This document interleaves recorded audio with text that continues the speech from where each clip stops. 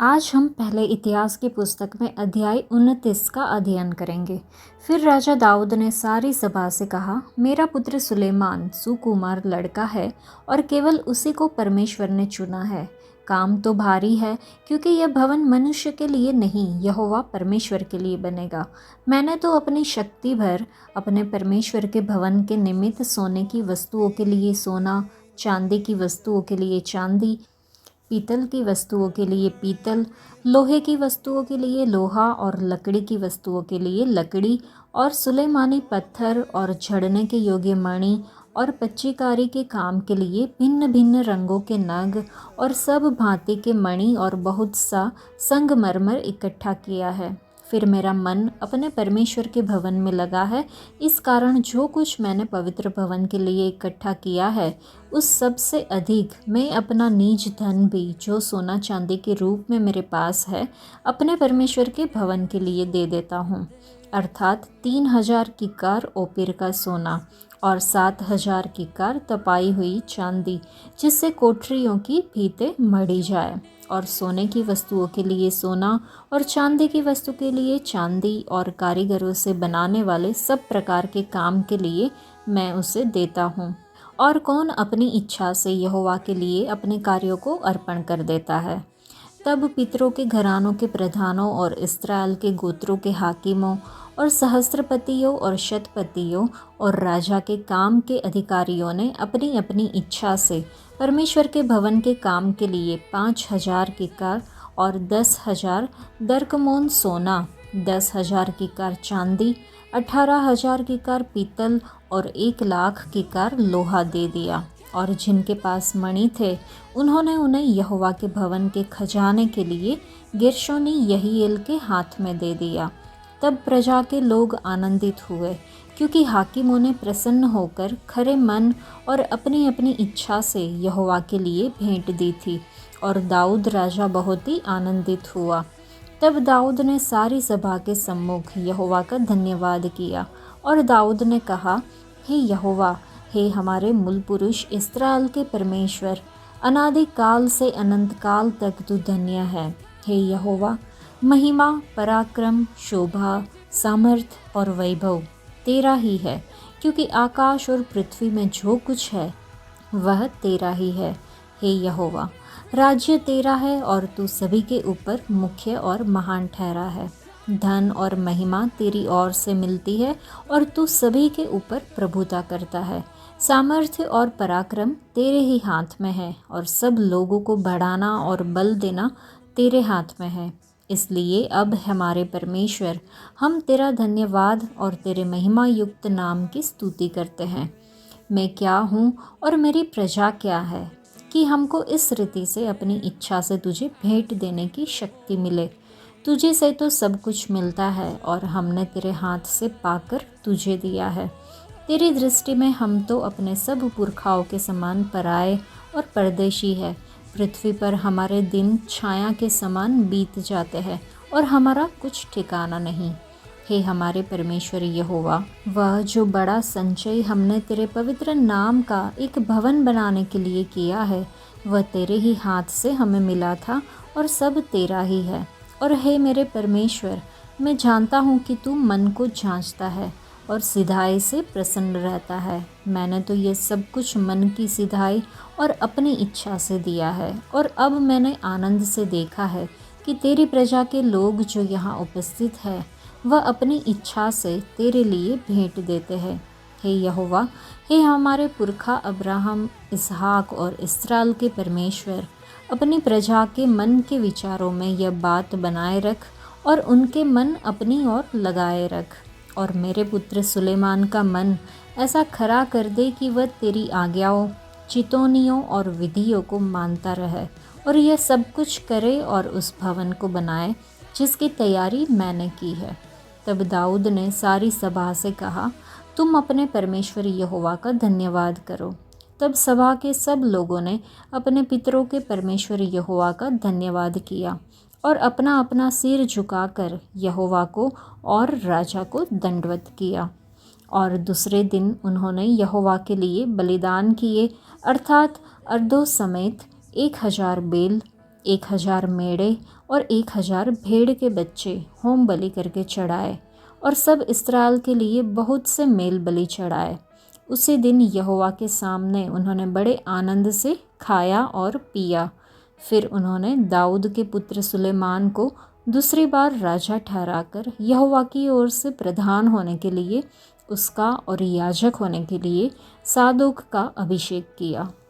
तब सुलेमान अपने पिता दाऊद के स्थान पर राजा होकर यहोवा के सिंहासन पर विराजने लगा और समृद्ध हुआ और इस्राएल उसके अधीन हुआ। और सब हाकिमों और शूरवीरों और राजा दाऊद के सब पुत्रों ने सुलेमान राजा की अधीनता अंगीकार की। और यहोवा ने सुलेमान को सब इस्राएल के देखते बहुत बढ़ाया और उसे ऐसा राजकीय ऐश्वर्य दिया जैसा उससे पहले इस्राएल के किसी राजा का न हुआ था। इस प्रकार यिशै के पुत्र दाऊद ने सारे इस्राएल के ऊपर राज्य किया और उसके इस्राएल पर राज्य करने का समय 40 वर्ष का था। उसने 7 वर्ष तो हेब्रोन में और 33 वर्ष यरूशलेम में राज्य किया। और वह पूरे बुढ़ापे की अवस्था में दीर्घायु होकर और धन और वैभव मनमाना भोग कर मर गया। और उसका पुत्र सुलेमान उसके स्थान पर राजा हुआ। आदि से अंत तक राजा दाऊद के सब कामों का वृतांत और उसके सब राज्य और पराक्रम का और उस पर और इस्राएल पर वरन देश देश के सब राज्यों पर जो कुछ बीता, इसका भी वृतांत शमूएल दर्शी और नातान नबी और गाद दर्शी की पुस्तकों में लिखा हुआ है। पहले शमूएल की पुस्तक के 16वें अध्याय में हम जब देखते हैं कि जब परमेश्वर ने शमूएल को नए राजा के रूप में दाऊद को चुनने का कारण बताया, तब परमेश्वर ने कहा, क्योंकि यहोवा वैसे नहीं देखता जैसे मनुष्य देखता है। मनुष्य तो बाहरी रूप को देखता है, परंतु यहोवा हृदय को देखता है। शमूएल को यह देखकर आश्चर्य हुआ होगा कि दाऊद में ऐसा क्या खास था जो परमेश्वर ने देखा परंतु उसके पिता ने नहीं देखा। क्या कोई माता पिता से बेहतर अपने बच्चे को पहचान सकता है? हाँ, परमेश्वर पहचान सकते हैं। दाऊद को परमेश्वर पर विश्वास था और वह उनसे प्रेम करता था, लेकिन बहुत से विश्वासियों में ये गुण पाए जाते हैं। जिस बात ने दाऊद को अलग बनाया वह थी उसकी परमेश्वर के प्रति उदारता। यीशु मसीह ने कहा, मत्ती रचित सुसमाचार में हम देखते हैं कि कोई भी 2 मालिकों की सेवा नहीं कर सकता। तुम परमेश्वर और धन दोनों की सेवा नहीं कर सकते, ऐसा लिखा हुआ है। पूरी बाइबल में धन की दृष्टि से परमेश्वर के प्रति दाऊद से अधिक उदार कोई नहीं था। पहले इतिहास की पुस्तक में 22वें अध्याय में बताया है कि दाऊद ने 1 लाख तालंत सोना दान किया था। और इस अध्याय में हम देखते हैं कि उसने अतिरिक्त 3000 तालंत सोना और दिया। 1 तालंत लगभग 30 किलोग्राम होता था, इसलिए दाऊद ने कुल 1,03,000 तालंत दान किया, यानी परमेश्वर के मंदिर के लिए 3000 टन सोना समर्पित किया। बाइबल में उल्लेख है कि दाऊद ने एदोमियों, पलिस्तियों, मोआबियों, एमोनियों और कई अन्य जातियों पर विजय प्राप्त की। इन विजित राष्ट्रों की सूची दूसरे शमूएल की पुस्तक में दी गई है, जहां यह बताया गया है कि उनकी सारी संपत्ति लूटकर यहोवा को समर्पित कर दी गई थी।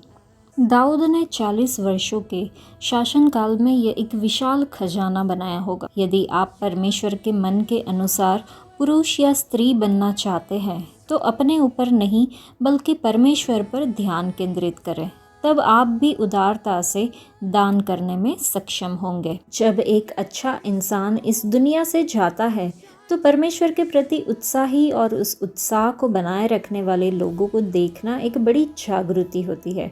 हमारी विरासत केवल वही नहीं है जो हम अपने जीवन काल में पूरा करते हैं, बल्कि यह उन चीज़ों को गति देने के बारे में भी है जो हमारे जाने के बाद भी पीढ़ियों तक प्रभाव डालती रहेगी। भजन संहिता 127 में परमेश्वर का वचन हमें 3 शब्द की ओर ध्यान केंद्रित करता है जो यह समझने में मदद करते हैं कि परमेश्वर के प्रति समर्पित परिवारों का निर्माण कैसे किया जाए। हमें घर बनाने वाले रक्षक और योद्धा बनने के लिए बुलाया गया है। भजनकर्ता हमें सिखाता है कि हमें घर बनाना है, नगर की रक्षा करनी है और युद्ध लड़ना है। अगर घर बनाने वाला जल्दबाजी में लापरवाही करे, अगर रक्षक अपनी पहरेदारी में सो जाए या विचलित हो जाए, और अगर योद्धा युद्ध के लिए तैयार न हो तो संकट आना तय है। हमने देखा कि दाऊद ने लोगों को दान देने के लिए आदेश नहीं दिया था, बल्कि वह खुद एक उदाहरण बना और उन लोगों से पूछा जो स्वेच्छा से देने के लिए तैयार थे। दाऊद ने पहले से ही प्रभु के कार्य के लिए बहुत कुछ दिया था, लेकिन कुछ समय बाद उसे महसूस हुआ कि यह पर्याप्त नहीं था और उसने और अधिक दिया। परमेश्वर चाहते हैं कि हम खुशी और स्वेच्छा से दें। परमेश्वर को हमारे पैसे की ज़रूरत नहीं है, बल्कि हमें देने की ज़रूरत है। हम स्वभाव से स्वार्थी होते हैं, लेकिन जब भी हम देते हैं तो हम अपने स्वार्थ का एक हिस्सा त्यागते हैं और थोड़ा और परमेश्वर के समान बनते हैं। तो क्या हम देने में ठंडे रहते हैं और हर चीज़ का हिसाब किताब लगाते हैं? ये हमें खुद को पूछना होगा। क्या हमें कभी यह आश्चर्य होता है कि काश हमने और अधिक दिया होता? दाऊद, जो कि एक गडरिये का पुत्र था, और वह परमेश्वर का आभारी था कि उसने उसे इस्राएल का राजा बनने के लिए चुना। वह यहोवा प्रभु के लिए हर संभव अच्छा कार्य करना चाहता था, इसलिए उसने मंदिर निर्माण के लिए बड़ी मात्रा में सोना, चांदी, पीतल, लोहा, लकड़ी और कीमती पत्थरों को इकट्ठा किया। इसके अतिरिक्त लिखा है कि मेरे परमेश्वर के भवन के प्रति मेरे प्रेम के कारण मेरे पास जो अपना सोना चांदी है, उसे भी मैं अपने परमेश्वर के भवन के लिए अर्पित करता हूँ। दाऊद का देने का तरीका लोगों के लिए एक उदाहरण बना, और इसलिए उन्होंने भी खुशी से, खुले दिल से और पूरे मन से दिया। दाऊद उदारता से देने में सक्षम था, क्योंकि उसने समझ लिया था कि हमारे पास जो कुछ भी है वह सब तुझी से मिला है, और हमने केवल वही तुझे दिया जो तेरा ही था। आज की स्थिति क्या है? आज लाखों लोगों को सुसमाचार सुनने का अवसर ही नहीं मिला, क्योंकि कोई भी वहां जाकर उन्हें ये खुशखबरी सुनाने के लिए तैयार नहीं है। ऐसे क्षेत्रों में सुसमाचार कौन ले जाएगा जहां के लोग अभी तक प्रभु यीशु के बारे में नहीं जानते? कई स्थानों पर संसाधनों की कमी के कारण परमेश्वर का कार्य बाधित हुआ है। कई सेवक जो लोगों की आत्माओं को परमेश्वर के पास लाने के लिए काम कर रहे हैं, उन्हें उचित वेतन या सुविधाएं नहीं मिलती। जो लोग भोजन, आश्रय, वस्त्र, दवाइयाँ और शिक्षा से वंचित है, परमेश्वर उन्हें भी प्रेम करते हैं। इन ज़रूरतमंदों तक परमेश्वर का प्रेम पहुंचाने के लिए हमारा व्यक्तिगत योगदान कितना होना चाहिए? हम यहोवा प्रभु के कार्य के लिए कैसे देते हैं? क्या हम खुशी से, उदारता से, पूरे दिल से, नियमित रूप से और बलिदान पूर्वक देते हैं, या हम हिचकिचाते हैं और देने में संकोच करते हैं? स्वीकार करें कि जब हम परमेश्वर के कार्यों में योगदान देते हैं तो वह उसी का दिया हुआ है। हर्षपूर्वक और स्वेच्छा से योगदान दें। कोई भी आपको इनाम या प्रशंसा देने के लिए बाध्य नहीं है। हमें बिना स्वार्थ के देना चाहिए। हमारे अगुवों और बुजुर्गों को नेतृत्व करना चाहिए। ऐसा करने से अन्य लोग भी प्रेरित होंगे और योगदान देने के लिए प्रोत्साहित होंगे। प्रभु के आगे झुके और उन्हें दंडवत प्रणाम करें, घुटनों के बल बैठे और यहोवा परमेश्वर का धन्यवाद करें। हर चीज़ में परमेश्वर के हाथ को स्वीकार करें, चाहे वह हमारी आवश्यकताओं को पूरा करना हो, हमें अवसर देना हो, स्वतंत्रता देना हो, संसाधनों का उपयोग करने की क्षमता देना हो, या अन्य अनेक आशीर्वाद देना हो। चलिए हम भी हर्षपूर्वक परमेश्वर के कार्यों में योगदान दें और उनकी स्तुति करें। आज के लिए इतना ही। परमेश्वर आप सबको आशीष दे। धन्यवाद।